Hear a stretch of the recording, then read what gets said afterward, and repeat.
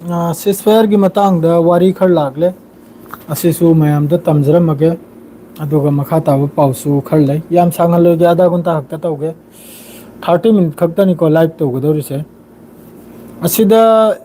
ꯌꯥꯝꯅ ꯐꯖꯅ ꯀꯩꯅꯣꯝꯁꯤ ꯗꯤꯇꯦꯜꯁ ꯃꯆꯥ ꯑꯅꯤꯈꯛꯇꯤ ꯂꯥꯛꯂꯦꯀꯣ ꯃꯈꯣꯏꯒꯤ ꯁꯤꯁꯐꯥꯌꯔꯁꯤꯒꯤ ꯑꯁꯤꯒꯤ ꯃꯇꯥꯡꯗꯁꯨ ꯍꯥꯏꯖꯔꯝꯒꯦ ꯀꯅꯥ ꯀꯅꯥ ꯂꯩꯒꯦ ꯊꯣꯛꯄꯤꯔꯛꯂꯣ ꯃꯌꯥꯝ ꯄꯨꯝꯅꯃꯛ ꯃꯩꯇꯩ ꯄꯥꯉꯜ ꯂꯥꯏꯚꯅꯤ ꯍꯧꯖꯤꯛ ꯀꯣꯃꯦꯟ ꯇꯧꯕꯁꯨ ꯌꯥꯝ ꯁꯥꯊꯤꯟ ꯂꯩꯔꯦ ꯃꯤꯑꯣꯏ ꯈꯔ ꯌꯥꯝꯅ ꯐꯦꯁꯕꯨꯛꯇ ꯑꯣꯖꯥ ꯒꯨꯔꯨ ꯁꯥꯕ ꯃꯤꯑꯣꯏ ꯈꯔ ꯑꯃꯁꯨ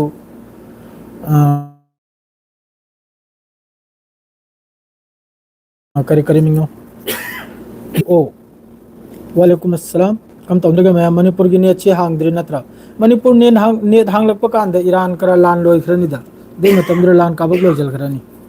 ꯑꯃ ꯁꯤꯒꯗꯧꯔꯦ ꯂꯩꯃꯟꯗ꯭ꯔꯤꯁꯤ ꯁꯤꯒꯗꯧꯔꯦ ꯌꯥꯝ ꯀꯟꯅ ꯈꯨꯔꯦ ꯃꯥ ꯆꯥꯛ ꯆꯥꯗ꯭ꯔꯤ ꯐꯨꯜ ꯁꯞꯄꯣꯔꯠ ꯕ꯭ꯔꯣ ꯆꯥꯔꯕ ꯕ꯭ꯔꯣ ꯆꯥꯗ꯭ꯔꯤ ꯃꯅꯤꯄꯨꯔ ꯅꯦꯠ ꯍꯥꯡꯉꯕ꯭ꯔꯥ ꯍꯥꯡꯗ꯭ꯔꯤꯕ꯭ꯔꯥ ꯑꯃꯨꯛꯇ ꯍꯥꯏꯕꯤꯔꯛꯎ ꯃꯌꯥꯝ ꯑꯩ ꯋꯥꯈꯜꯗꯗꯤ ꯍꯥꯡꯈꯤꯔꯣꯏ ꯑꯩꯒꯤ ꯍꯤꯁꯥꯞꯇꯗꯤ ꯑꯃ ꯑꯅꯤ ꯑꯃꯁꯨ ꯑꯩꯉꯣꯟꯗ ꯌꯥꯝ ꯁꯥꯊꯤꯅ ꯑꯣꯖꯥ ꯒꯨꯔꯨ ꯁꯥꯔꯛꯏ ꯉꯁꯥꯏ ꯐꯦꯁꯕꯨꯛꯇ ꯃꯥꯏ ꯃꯃꯤꯡꯗꯣ ꯀꯔꯤ ꯀꯧꯏ ꯌꯥꯏ ꯃꯥꯏ ꯃꯅꯨꯡꯗ ꯏꯁꯀ꯭ꯔꯤꯟ ꯁꯣꯠ ꯂꯧꯗꯨꯅ ꯊꯝꯃꯤ ꯃꯥꯕꯨ ꯅꯥꯏꯈꯣ ꯑꯩ ꯈꯔꯅꯤꯇꯪ ꯉꯥꯏꯈꯣ ꯍꯥꯏꯅꯅꯤ ꯕ꯭ꯔꯣ ꯂꯥꯟꯁꯤ ꯍꯧꯒꯗꯕ ꯃꯥꯜꯂꯤ ꯕ꯭ꯔꯣ ꯂꯥꯟꯁꯤ ꯍꯧꯒꯗꯕ ꯃꯥꯜꯂꯤ ꯍꯥꯏꯕꯁꯨ ꯌꯥꯔꯦ ꯃꯥꯟꯗꯦ ꯍꯥꯏꯕꯁꯨ ꯌꯥꯔꯦ ꯋꯥꯁꯤ ꯍꯥꯡꯗ꯭ꯔꯤ ꯑꯣ ꯖꯥꯎꯂꯛ ꯍꯥꯡꯗ꯭ꯔꯤ ꯑꯩ ꯈꯪꯂꯦ ꯅꯦꯠ ꯑꯣꯐ ꯂꯩꯕ꯭ꯔꯣ ꯑꯗꯨ ꯃꯌꯥꯝ ꯌꯦꯡꯉꯤꯁꯤ ꯀꯔꯤꯗꯒꯤ ꯌꯦꯡꯉꯤꯕꯅꯣ ꯀꯔꯝꯕ ꯂꯥꯏꯟꯗꯒꯤ ꯌꯦꯡꯉꯤꯕꯅꯣ ꯃꯅꯤꯄꯨꯔꯗ ꯌꯦꯡꯉꯤꯕ꯭ꯔꯥ ꯅꯍꯣꯏ ꯃꯄꯥꯟꯗꯒꯤ ꯌꯦꯡꯉꯤꯕ꯭ꯔꯥ ꯀꯔꯤ ꯃꯑꯣꯡꯗ ꯌꯦꯡꯉꯤꯕꯅꯣ ꯑꯁꯤ ꯑꯃꯇ ꯍꯥꯏꯕꯤꯔꯛꯎ ꯃꯌꯥꯝꯅ ꯌꯦꯡꯉꯤꯁꯦ ꯋꯥꯏꯐꯥꯏꯗ ꯌꯦꯡꯉꯤꯕ꯭ꯔꯥ ꯅꯍꯣꯏ ꯕ꯭ꯔꯣꯗꯕꯦꯟꯂ ꯅꯍꯣꯏ ꯃꯈꯣꯏꯒꯤ ꯐꯥꯏꯕꯔꯂ ꯀꯔꯤꯅꯣ ꯑꯃꯨꯛꯇ ꯍꯥꯏꯕꯤꯔꯛꯎ ꯂꯥꯟꯁꯤ ꯁꯤꯅꯤ ꯌꯨ ꯑꯦꯁꯀꯤ ꯇꯔꯞꯇꯒꯤ ꯁꯔꯠ ꯑꯅꯤ ꯑꯃꯗꯤ ꯌꯥꯕꯒꯤ ꯋꯥꯅꯤ ꯁꯤꯗ ꯍꯥꯏꯔꯤꯁꯦ ꯑꯜ ꯖꯖꯤꯔꯥꯒꯤ ꯔꯤꯄꯣꯔꯠꯇ ꯑꯁꯤꯗ ꯍꯥꯏꯔꯤꯁꯤꯅꯕꯨ ꯌꯨ ꯑꯦꯁꯀꯤ ꯇꯔꯞꯇꯒꯤ ꯏꯖ꯭ꯔꯥꯏꯜ ꯃꯅꯨꯡꯗ ꯂꯦꯕꯅꯟꯅ ꯍꯧꯖꯤꯛ ꯏꯁꯇ꯭ꯔꯥꯏꯛ ꯇꯧꯔꯤꯁꯦ ꯑꯁꯤ ꯂꯦꯞꯄꯒꯤ ꯋꯥꯅꯤ ꯑꯗꯨꯒ ꯑꯜ ꯖꯖꯤꯔꯥꯗ ꯐꯣꯡꯗꯣꯔꯛꯏ ꯑꯜ ꯖꯖꯤꯔꯥ ꯅꯠꯇꯦ ꯃꯁꯤ ꯑꯩꯈꯣꯏꯒꯤ ꯄ꯭ꯔꯦꯁ ꯇꯤꯚꯤꯗꯅꯤ I am sorry bro all ꯖꯖꯤꯔꯥ ꯅꯠꯇꯦ ꯄ꯭ꯔꯦꯁ ꯇꯤꯚꯤꯗꯅꯤ ꯐꯣꯡꯗꯣꯔꯛꯏꯁꯦ ꯄ꯭ꯔꯦꯁ ꯇꯤꯚꯤꯁꯤꯗ ꯄꯥꯎꯁꯦ ꯃꯌꯥꯝ ꯑꯃ ꯂꯩꯀꯣ ꯃꯆꯥ ꯄꯥꯎꯁꯦ ꯃꯌꯥꯝ ꯑꯃ ꯂꯩ ꯃꯌꯥꯝꯗꯣ ꯊꯝꯖꯔꯝꯒꯦ ꯄ꯭ꯔꯦꯁ ꯇꯤꯚꯤꯗ ꯐꯣꯡꯗꯣꯔꯛꯏ ꯍꯧꯖꯤꯛ ꯗꯥꯏꯔꯦꯛ ꯋꯥꯔꯤꯅꯤ ꯁꯥꯟꯅꯔꯤꯁꯦ ꯏꯔꯥꯟꯒ ꯀꯩꯅꯣꯝꯒ ꯑꯣꯀꯦ ꯕ꯭ꯔꯣ ꯋꯥꯏꯐꯥꯏꯅꯤ ꯑꯣꯀꯦ ꯑꯗꯨ ꯀꯔꯤ ꯅꯦꯠ ꯈꯨꯊꯤꯡꯅꯣꯅꯦ ꯃꯣꯕꯥꯏꯜ ꯊꯤꯡꯗ꯭ꯔꯦꯒ ꯋꯥꯏꯐꯥꯏ ꯍꯥꯡꯉꯤ ꯀꯔꯤꯅꯤ ꯑꯗꯨꯔꯣ ꯏꯟꯇꯔꯅꯦꯠ ꯁꯨꯠ ꯗꯥꯎꯟ ꯇꯧꯕ ꯍꯥꯏꯔꯤꯁꯦ ꯏꯟꯇꯔꯅꯦꯠ ꯁꯨꯠ ꯗꯥꯎꯟ ꯇꯧꯕ ꯃꯥꯥꯟꯅꯩ ꯂꯣꯏꯅ ꯑꯦ ꯇꯨ ꯖꯦꯠ ꯏꯟꯇꯔꯅꯦꯠ ꯁꯨꯠ ꯗꯥꯎꯟ ꯇꯧꯒꯅꯤ ꯅꯤꯌꯣꯝꯗꯗꯤ ꯋꯥꯏꯐꯥꯏꯗꯒꯤ ꯍꯧꯅ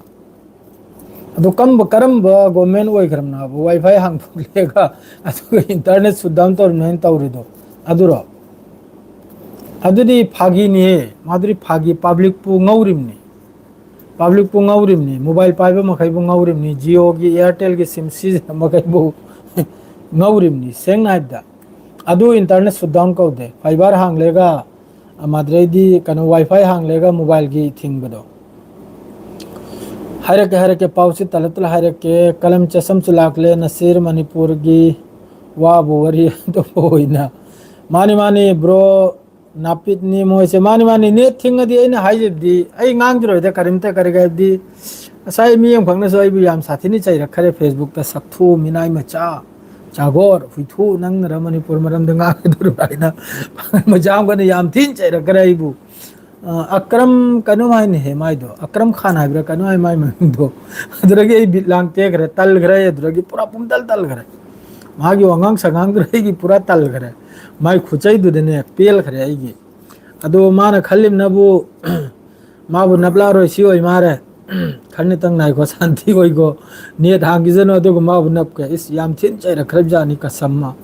ꯍꯥꯏꯔꯒ ꯑꯃꯨꯛ ꯍꯥꯏꯐꯝ ꯂꯩꯇꯦ ꯑꯍꯥꯟꯕꯗꯩ ꯁꯛꯊꯨꯗꯩꯅꯤ ꯍꯧꯔꯛꯈ꯭ꯔꯤꯗꯣ ꯆꯛꯊꯨ ꯀꯁꯥꯔ ꯃꯆꯥ ꯃꯤꯅꯥꯏ ꯃꯆꯥ ꯅꯪꯅꯔ ꯃꯅꯤꯄꯨꯔ ꯃꯔꯝꯗ ꯉꯥꯡꯒꯗꯧꯔꯁꯨ ꯍꯨꯏꯊꯨ ꯍꯥꯏꯈꯤꯗꯅ ꯁꯨꯊꯤꯅ ꯆꯥꯛꯇꯅ ꯂꯩꯕꯖꯥꯠꯅꯤ ꯈꯪꯉꯤꯕ꯭ꯔꯅꯦ ꯑꯩ ꯄꯥꯔꯒ ꯑꯗꯨꯝ ꯅꯣꯛꯆꯔ ꯁꯦꯡꯅ ꯍꯥꯏꯗꯣ ꯃꯥꯏ ꯈꯨꯆꯩ ꯂꯥꯛꯆꯩꯗꯨ ꯎꯕꯗ ꯄꯦꯟꯖꯔꯦ ꯑꯩ ꯄꯤꯟ ꯇꯧꯗꯅ ꯊꯝꯒꯥꯏꯅꯁꯨ ꯈꯜꯂꯝꯃꯦ ꯑꯗꯨꯗꯩꯗꯤ ꯑꯣꯏꯔꯦ ꯑꯁꯤ ꯃꯀꯣꯛ ꯐꯠꯇ ꯃꯤꯅꯤ ꯃꯥꯁꯤꯒ ꯃꯥꯟꯅꯕ ꯍꯟꯗꯅ ꯇꯨꯃꯤꯟ ꯂꯩꯖꯔꯦ ꯖꯣꯕꯤꯍꯣ ꯁꯥꯎꯅꯤꯡꯗꯅ ꯆꯩꯔꯤꯕꯅꯤ ꯆꯩꯖꯅꯤ ꯃꯋꯥ ꯂꯧꯗꯦ ꯍꯧꯖꯤꯛꯁꯤꯗ ꯄ꯭ꯔꯦꯁ ꯇꯤꯚꯤꯗ ꯐꯣꯡꯗꯣꯔꯛꯏꯁꯤꯅꯕꯨ ꯏꯔꯥꯟꯒꯤ ꯍꯧꯖꯤꯛꯀꯤ ꯌꯥꯝꯅ ꯃꯔꯨ ꯑꯣꯏꯕ ꯏꯔꯥꯟꯒꯤ ꯐ꯭ꯔꯤꯖ ꯑꯣꯏꯗꯅ ꯄꯩꯁꯥ ꯂꯩꯕꯁꯦ ꯀꯇꯔꯗ ꯂꯩꯔꯤ ꯑꯃꯦꯔꯤꯀꯥꯗ ꯂꯩꯔꯤ ꯏꯔꯥꯟꯒꯤ ꯄꯩꯁꯥ ꯃꯌꯥꯝ 6 ꯕꯤꯂꯤꯌꯟ 10 ꯕꯤꯂꯤꯌꯟ ꯑꯁꯨꯝ ꯄꯩꯁꯥꯁꯤ ꯂꯩꯕꯖꯥꯠꯅꯤ फ्रीज तौजनना अमेरिका की तरफ तगी अदुगुम्ब पोट मखैदो हौजिक थादोकपदा अमेरिका की तरफ तगी सु यारे सिनी अदुगा लेबनान मनुंगदा हौजिक लेबनान दा हौजिक की कनम तौरिसे ईरान की ऑफिशियल न्यूज़ एजेंसी इरना ने कहा है कि बातचीत शुरू करने के लिए ईरान के पहले ही 23 शर्तों में ममांगदगी शर्त अखोगी पॉइंट तरा दो अदुरनी वारी सानगदौसे सिदनदी अमक्का हारिसनबु इरना ने कहा हालांकि ईरानी डेलीगेशन अभी लेबनान में सीज़फायर की शर्तों से पूरी तरह संतुष्ट नहीं है और पाकिस्तान बिचौलियों के जरिए इस मुद्दे पर गंभीरता से दबाव डाल रहा है पाकिस्तान सुयाम साथी पेशा तो भिवानी को मखादनबु ये बातचीत ईरान के लिए कहने के दिनों के हुए वो पाकिस्तान की मध्यस्थी रही अखोगी सीधा गांग दौड़सी वो पॉइंट तरह से ईरान ने सीज़फायर तब मान लिया जब यूएस अधिकारियों ने बताया कि वो ईरान के बनाए 10 पॉइंट फ्रेमवर्क के आधार पर बातचीत के लिए तैयार है असीदनाब ईरान वारी सांद्रिस ऐसा ईरान की पॉइंट तरह पी हिप्से असीगी मतुंग इननाब ईरान की तरफ तगी वारी सानब हौरक्कदौरिसे हजू फाउद टेक्निकल वारी खक्तनी को हजू फाउ सारिसे टेक्निकल करेदी लान की मरमदा अमगी मरमदा हजू फाउ फिफम फाउ कुमलक्तरे असीगी तंजा सिदा मक्का चाइना दगी ईरान की मतेंग ओइना खुचु हुला एयर डिफेंस सिस्टम असीगुम बसिजु लाकपगी पाउ खरमसु मखोगी प्रेस टीवी माद्रेदी अमम टीवी दा न्यूयॉर्क टाइम्स तगरा फंगबो फंग याबने चाइना की तरफ तगिने सीज़फायर कनोंगी एयर डिफेंस सिस्टम पिरकपगी सिदा मखोइने यारसी लेबनान दा हौजिकी लान लेपा माद्रेदी ईरान की पैसा पिथोरकपा ईरान की पैसा फ्रीज तौदुना थमगुदा अदु थादोरकपा अमसुंग लेबनान दा लान लेपा हरगा हौजिक नालप ममांगदा लेबनान दा यामना साथीना इजराइल की तरफ तगी अल जजीरा दा सी लाखरे प्रेस टीवी दा लाखरे अल जजीरा की तरफ कनोंग की तरफ तगी इजराइल की तरफ तगी यामना चाउन स्ट्राइक तौबगी वानी लेबनान मनुंगदा नालप ममांगदा आदरेदी सिदा अमक्का हरिसनबु ईरान की सिदना मक्का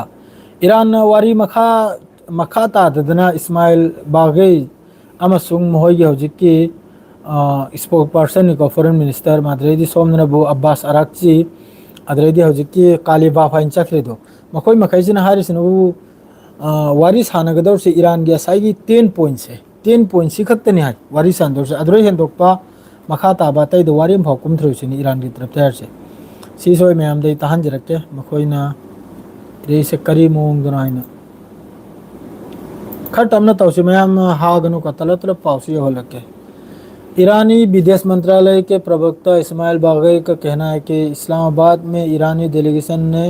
पाकिस्तान को अपना 10 पॉइंट प्रपोजल के तहत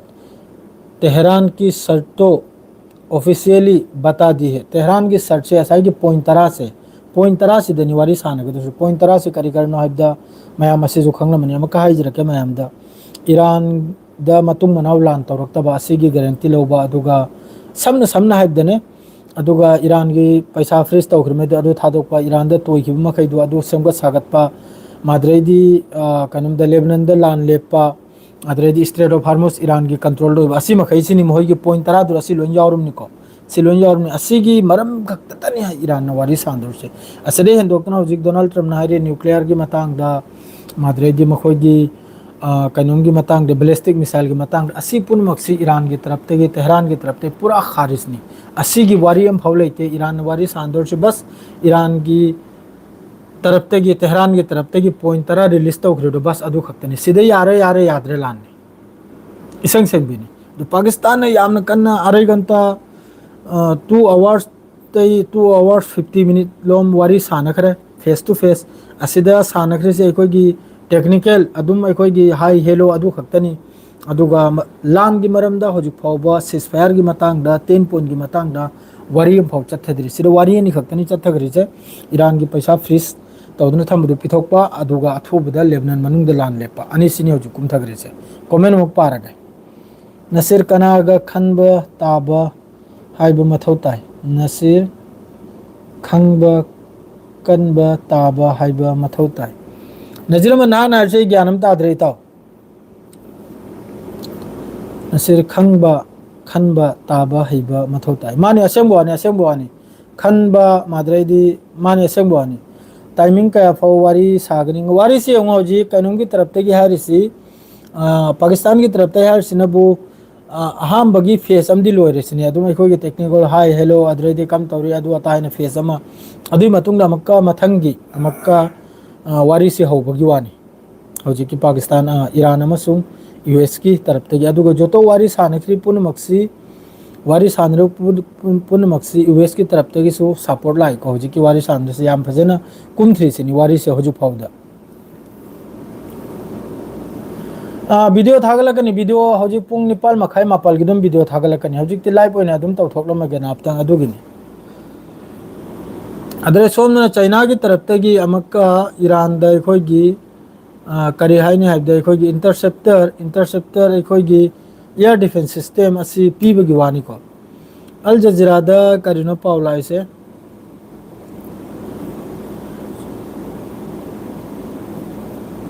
असरे पाउम को लाखरे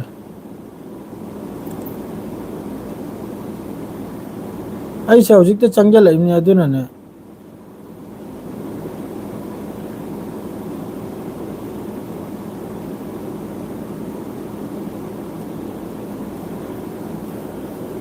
हाँ रोमांस तौबा चटप माले नते अदुम हाइबी रोमांस तौबा नते याम साथीना कन्ननी ईरान की तरफ ते पूरा मवंग अमनि चक्रिदो सिदा एक्स ता होजिकी मसूद पेजेस्कियान की ट्वीट अम लाइको ईरान के प्रेसिडेंट मसूद पेजेस्कियान ने पाकिस्तान में ईरानी बातचीत करने वालों के लिए सपोर्ट दिखाया है और कहा है कि डेलीगेशन देश के हितों की रक्षा के लिए बहादुरी से बातचीत करेगा देश की फायदा की दमकता सपोर्ट की दमकता माई पाक दमकता यामना फजन होजिकी चलिबे डेलीगेशन से वारी सानिसिनी राशिया कराची थमग्रजी रहमान आपतंग होजिकी टेंशन मरक सिदा लिखा किसी भी हाल में लोगों की हमारी सेवा एक पल के लिए भी नहीं रुकेगी और बातचीत का नतीजा चाहे जो भी हो सरकार लोगों के साथ खड़ी रहेगी वारी साहब की जैसा एनी कनुम थोड़ा पता रहेगा सो ईरान की सरकार पब्लिक का साथ तो लेनी सी पेजिस्कियान की तरफ तैयार से पब्लिक का हमेशा साथ लेगी पब्लिक का साथ ले दुनबू ईरान माई पाक खरीबनी हंदक की लांच पब्लिक की साथ लेरमद्रदी ईरान माई पाक पे वाले हौजुक फाउदा पब्लिक मखैना सपोर्ट तौखिबगी ईरान से माई पाइबनी असिदा यामना पेसार नहीं पाकिस्तान सु मिसंग संगबगुम तौरमनी हौजिक ईरान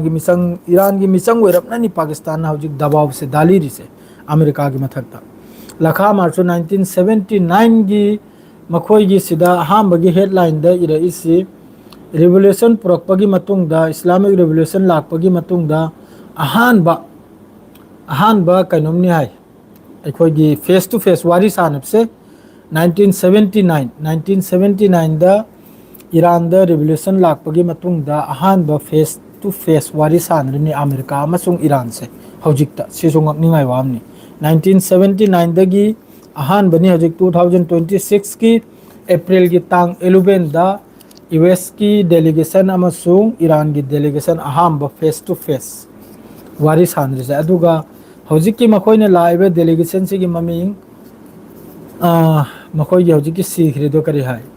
अदुई मफमदुगी अंगांग महिदुगी ममिंगदनी 168 अंगांग सीखरिदो मिलाद हाइब्रा अदुई मफमदा अदुगी ममिंगदनी मखोइने डेलीगेशन लाइसे असीगी तंजासिरसु नुंगाइबो पाव हाइबो चाइना की तरफ तगी अखोगी लेंगबान दा हापलेगा यामना नेमना पाइबा हेलीकॉप्टर गुंबा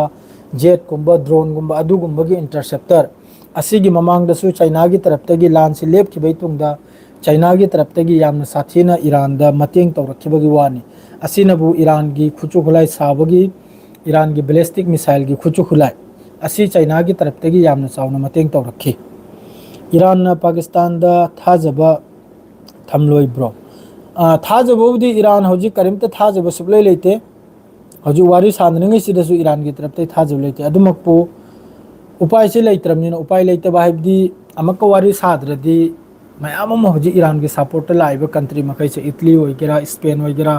फ्रांस ओइगेरा जर्मन ओइगेरा मनुंगदा अमेरिका बु सपोर्ट तौरसु सोशल मीडिया दि थोकलेगा मखै ईरान बु सपोर्ट तौइदना कंडेम तौइदना मखै इजराइल की स्ट्राइक हाइबो वालेकुम अस्सलाम अदुना सिसफायर सिगी वारी सादबि यादे साद्रदी म कल्ले हाइग्रनी अफाव साई हाइग्रनी मागे असai सपोर्टर लेरिबा चाइना न सुयाम साथी न पेसारनी वारी सानवाने रशिया की तरफ तक ईरान दे पेसारनी वारी सावाने डेलीगेशन लाए दु का टेबल दे चलू टेबल दे चलेगा फम्मेगा वारी सादो है मादु ईरान की तरफ तक पॉइंट तरा दु पीख रहदना तरा दुरा हौजी अमेरिका की तरफ तक यारक पर यारक तरा मिनाप स्कूल की डेलीगेशन दो अदुगी ममिंग दुदनी मखोई की डेलीगेशन लाइसे 168 अंगांग मखै दुगी बैग अमसुंग मखोई की फोटो अखोई एयर मोई फ्लाइट की सीट पर फमल गनी हजु पुदन लाखरसे डेलीगेशन से अहान बदा हजिकती वारी अहान बाहाई हेलो अमसुंग वा मचा मचाना मथंगी ददी यामना चावना सोयदमकी पूरा ओइना सिगी डिटेल्स अल जजीरा द सोयदमकी लाकनी करी मोंग द साना क्रिमनो करी मोंग ना दो तो हजु फावो दु यामना कुपना लाक्त्रियाबने सिदमाना करिनो इरिसे सिदि बोले सन्निदा कनुंगी फिलिस्तीन दसु इजराइल की तरफ तक गाजा द याम साथीन मी अनिहुम सिबगी वानी गाजा मनुंग दसु मी तरुक सिबगी वानी गाजा द इजराइल की तरफ तक स्ट्राइक तौरगा मादु हजिकसु मखोई की बोइलेसन से हजिकसु तोकते अदुगा हजिक सिदा हारिसिनबु गाजा की तरफ ते हारिसिनबु 10,000 की मथक त फिलिस्तीनी हजिफो मिसिंग निसिनी बिल्डिंग की मखादा लाइबा के मनुंग द नंदन लेखिबा हजिफो 10,000 फैमिलीज हजिफो 10,000 मी गाजा मनुंग द हजिकसु थी फंगदेसिनी गाजा असि कनम द हाइदोरमनि कोई कोई की अल जजीरा दा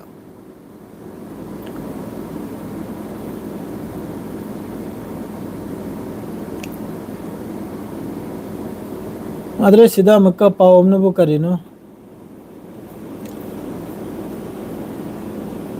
सिसु मयामदा दुम ताहलंबे सिसु नुंगाइबो पावनिको नुंगाइबो पावसी हजु पावदे लानसे सिसफायर से मखा तान सोक्त्र पावबो सिदना सिनबु एक नई रिपोर्ट बताती है कि यूएस इंटेलिजेंस के असेसमेंट से पता चलता है कि ईरान के पास अभी भी हजारों बैलिस्टिक मिसाइल का जखीरा है और सीधे तौर पर उन दावों को गलत साबित करता है कि हफ्तों से यूएस इजराइल के मिले जुले मिलिट्री हमलों में देश सिरसो दुमता रसी रिपोर्ट हमने को मनुंगी रिपोर्ट हमने हजिकसु ईरान की मखुत्ता बैलिस्टिक मिसाइल से अदुननी याम नुंगाई अनोबो वारगे पाव थागतपगी दमक थागतचरी थैंक यू ममांगदगी अमेरिका की तरफ तगी इजराइल की तरफ तगी हाइदराने ईरान की बैलिस्टिक मिसाइल की जखीरा लोइखरे हजिक सिदना मके यूएस की इंटेलिजेंस की तरफ तैयारीबा ईरान दे याम साथिन लई रे बैलिस्टिक मिसाइल से अदु लई बिदुना बो ईरान ना हजिक मनिंग हंदमय मागी 10 पॉइंट है सुम चुप येबुम यई हिरबा है तेहरान की तरफ ते 10 पॉइंट दुदा वारी नि अदुई मखाद नंगी बैलिस्टिक मिसाइल यूरेनियम करिम त लई बनता है ना यूरेनियम दुदी ईरान की तरफ ते हाइदो खरे नखोई ना हां स्ट्राइक तौबदा अदु यूरेनियम दुदी जमीन मनुंग दबी दन लय जमीन मनुंग चंगरे सिन हजिक के इस्फान हारिबा मखोई की न्यूक्लियर साइट सिदा यूरेनियम इनरेस्पेंस तौर मसिन थीरिमनी खंगी मसिन थीरिमनी ईरान की तरफ ते जमीन मनुंग चंगना नमदन लई खरे सिन ईरान की तरफ ते हर से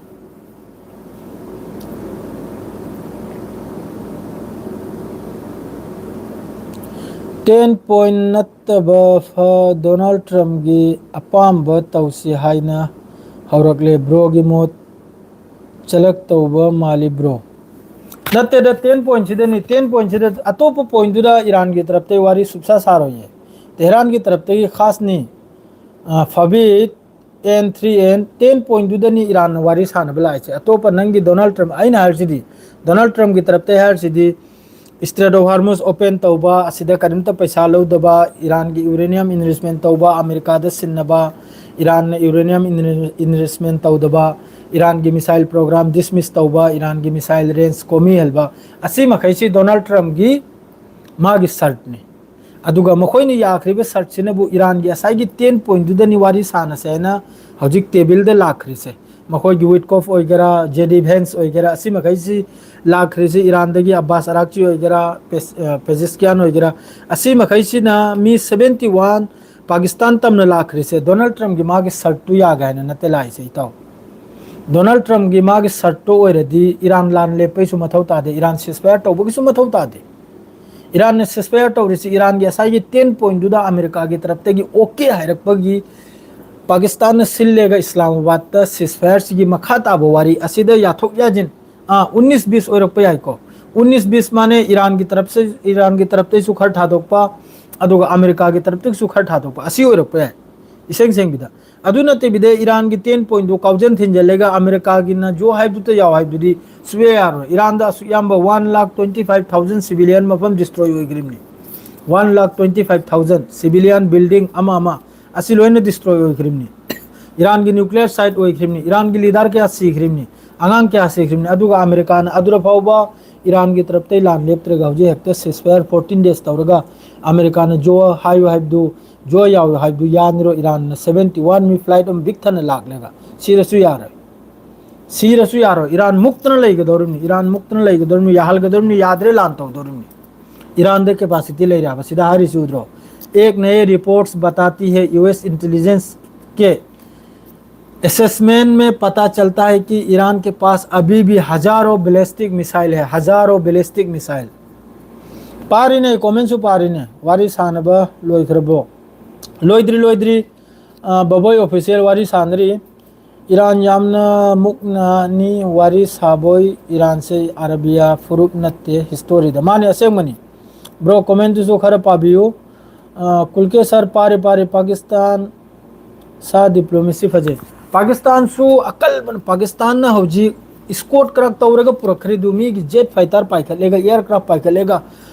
पर्शियन गल्फ तगी स्कोट तौरगा पुरखरी में अमेरिका की डेलीगेशन अमसुंग पाकिस्तान की डेलीगेशन करीगिनो पाकिस्तान सु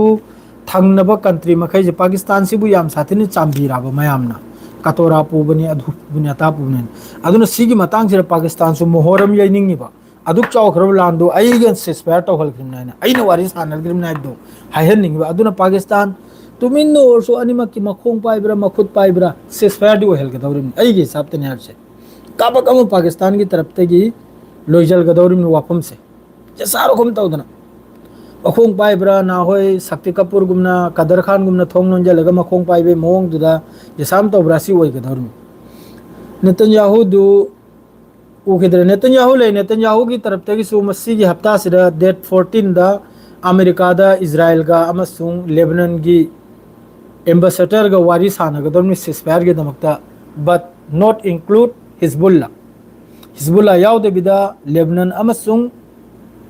इजराइल अदु हयंग हिजबुल्ला की मथक्ता लान तौरिम नायना सिस्पेयर की ममिंग दिले रगा हिजबुल्ला की मथक्ता लान तौरिम नायना साइगी निताली रिबार हाइब्रा अदु फाउदी इजराइल ने लौजल करीगुंबा हिजबुल्ला याउने सिस्पेयर तौदब तारगदी लौजल सोइखिद्रम अदुरनी कपकदौर से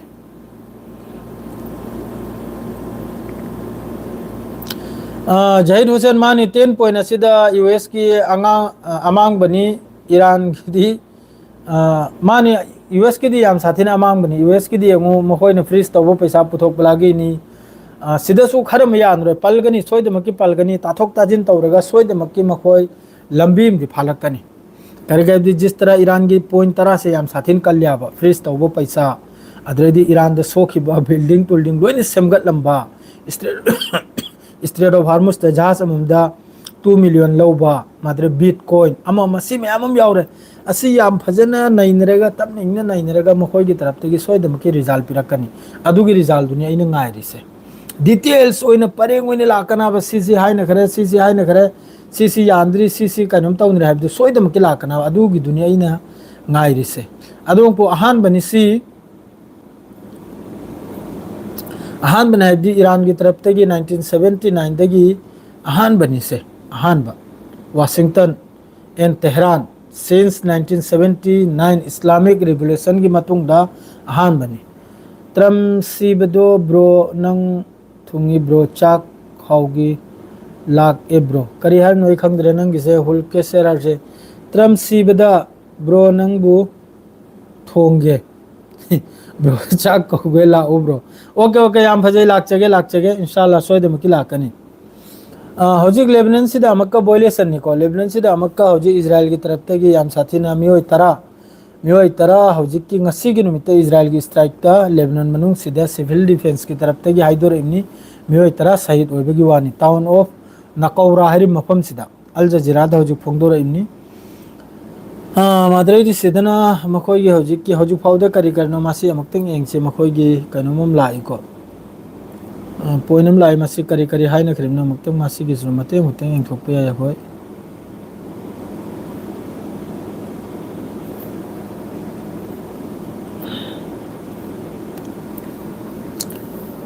अल जजीरा के मीडिएशन से जुड़े सूत्रों ने बताया कि यूएस और ईरानी डेलीगेशन ने पहली बार इस्लामाबाद में सीधी बातचीत की है। अहम बनी इस्लामाबाद तक डायरेक्ट वारिंग से, जबकि व्हाइट हाउस के एक सूत्र ने रिपोर्ट को बताया है कि बेंस जेडी बेंस विटकॉफ और कुशनेर भी मौजूद थे। असिदा मोगी जेडी बेंस कुशनेर माद्रेडी विटकॉफ असी लोइना फेस टू फेस वारी सानब कमेंट से आप तो थम खीगे को माना जा रहा है कि डेलीगेशन लगभग 2 घंटे तक मिले और उम्मीद है कि डिनर पर फिर से मिलेंगे। अल जजीरा के गंतानी फजना वारी सानखरे अदुई मतुंग अमक डिनर की मतुंग अल जजीरा के मौसमा बिन जावेद ने पाकिस्तानी राजधानी से रिपोर्ट किया। बातचीत के बीच ट्रम्प ने सोशल मीडिया पर कहा है कि ईरान बहुत बड़ा नुकसान उठा रहा है और यूएस हॉर्मुज स्ट्रेस से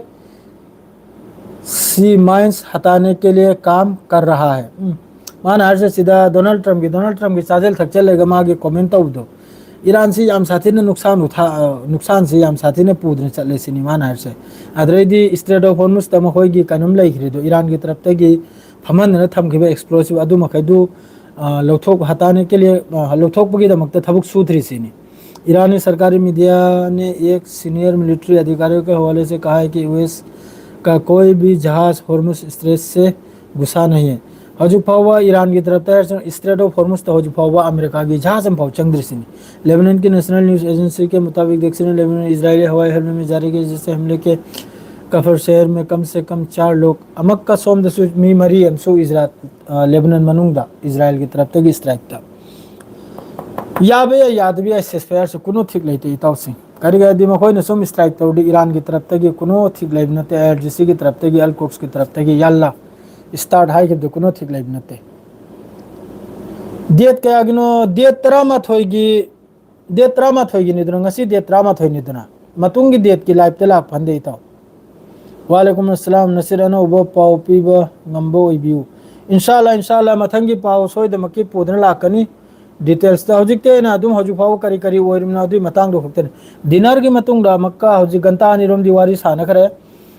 फेस टू फेस इजराइल अमसुंग अमेरिका अमसुंग ईरान की मरक्ता हजिक डिनर की मतुंग मक्का वारी सानबे वानी अदुगी वारी की मतुंग करी डिटेल्स लापुने को मे मेंगसी सी हजिक अल जजीरा दा मिनिट 33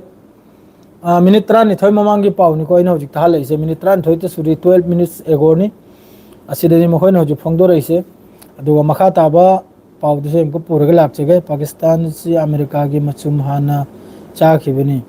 मानी अदुबुदी माबुदी हानदगी सो मयाम खंगिदनी पाकिस्तान से अमेरिका की खाव पाए बे अदुमकबुसी की मतंग सिदा लाइव खंगदब मिसु यावरक खंगदना हंगजरिबो ओरमगनी दा बबोय ऑफिशियल खंगदना हंगजरिबो ओरमगनी करेगाइदी अत्ताबिकता थेंगरुप सिर अनोबा सब्सक्राइबर ओरमगनी आई वाखले सोइदमकी अदो मखा ताबो पावसी वीडियो इन पूरगा लाक्सरगे हुजिकि मिनिट 15 दोइनि यौखरे सिवाइसिरा दुम लाइव से लोजनजरगे आपदे लादेनि सोइदमकी पुरकनि मादुगा चाइना की तरफ तगी लान की मरक से दसु सेसफेयर की मरक से दसु ईरान के सपोर्ट से याम फजन लाई मतेंग से याम फजन लाई वीडियो इन पुदन लाक्सरगे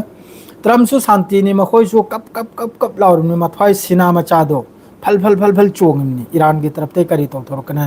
करगा दी डायरेक्ट रिपोर्ट नि आईडीएफ की टाइम्स ऑफ इजराइल अमसुंग मखोइगी अमेरिका की मखोइगी न्यूयॉर्क टाइम्स तकरा मखोइदे इंटरसेप्टर लेत्रे आइना इजराइल दसु लेत्रे मिडिल ईस्ट दसु लेत्रे अमेरिका दसु इंटरसेप्टर लेत्रे सिनी होजिकता अदुना ईरान ना होजिक मनिंग मखानी लान ताउ दसु ईरान की पॉइंट सिरे मा काबक अमदी याब लागी दौरिनी सुबसोय सोइद्रमनी याम फजना कलम चसम इंशाल्लाह सोइदमकी वीडियो इन पूरगा लाक्सगे नालम मतुंगदा अदुगा कनमसी वीडियो इन थांगजरागे होजिक तिसवाइसरे लोइजरागे अस्सलाम वालेकुम ब्रो मया।